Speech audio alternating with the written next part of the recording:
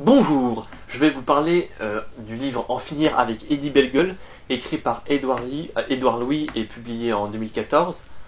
Voilà, je vais vous parler premièrement de la vie de l'auteur.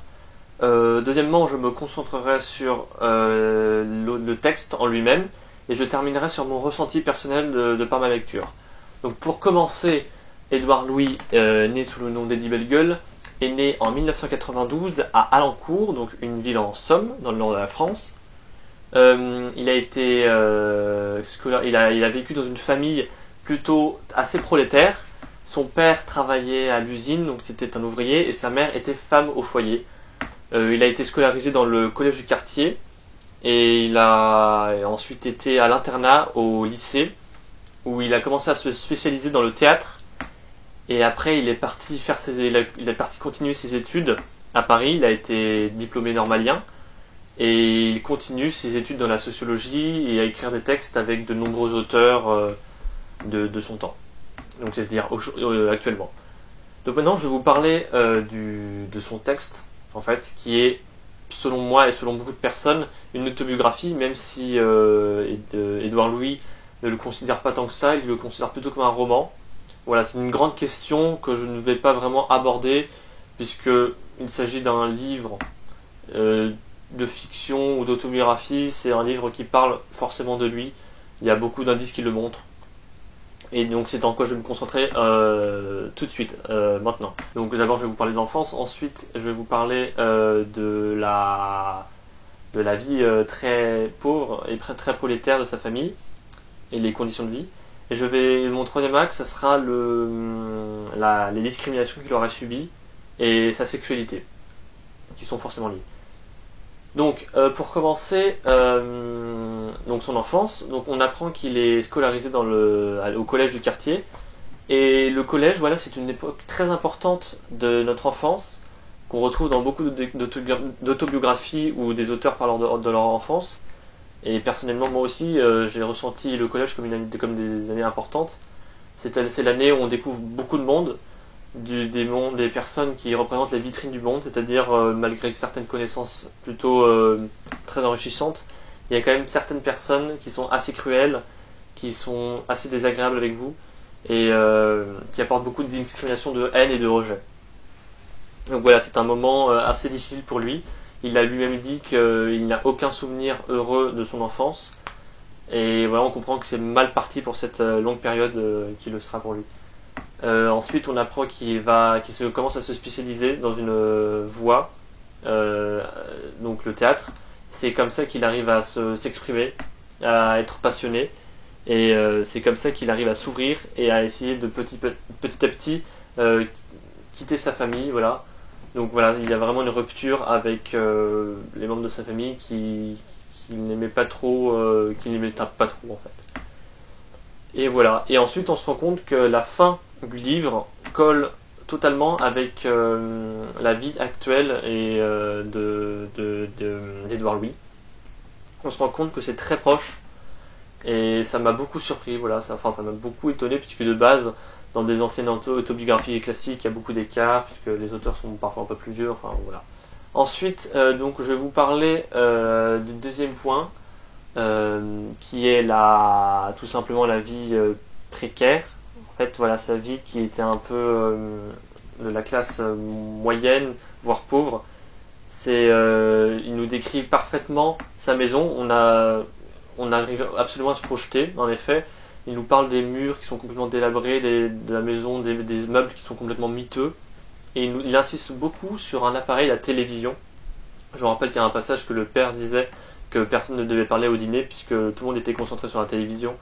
La télévision, voilà, un objet très représentatif et très utilisé par les personnes de classe plutôt moyenne et par les petites gens, même si je n'aime pas trop ce terme. C'est assez rabaissant, mais on catégorise les gens. Donc voilà, mais malgré ça, je comprends quand même que c'est un objet qui est assez symbolique pour lui, puisque c'est les gens des basses classes qui veulent découvrir et voir le monde dans sa globalité et voir comment les gens ont fait pour réussir ailleurs que chez eux. Voilà, donc C'est ce contexte, cette vie assez pauvre. Moi, ça m'apporte un peu un côté moyenâgeux. On dirait que les gens sont assez conservateurs et sont beaucoup en retard. Pas forcément la famille, mais toute la ville, tout le village. Ça me fait penser un peu à un film que j'ai vu qui s'appelle Heureux comme Lazaro, où on a une marquise qui exploite des familles qui travaillent dans les champs. Et comme en fait, voilà, au Moyen-Âge, c'est un grand décalage dans le temps. Et les gens ne se rendaient même pas compte et ils vivaient dans des conditions totalement horribles. Voilà. Maintenant, le troisième point que je voulais aborder, c'était sa sexualité et ses discriminations. Voilà. Donc, vous l'avez très bien compris de ce que je viens de vous dire.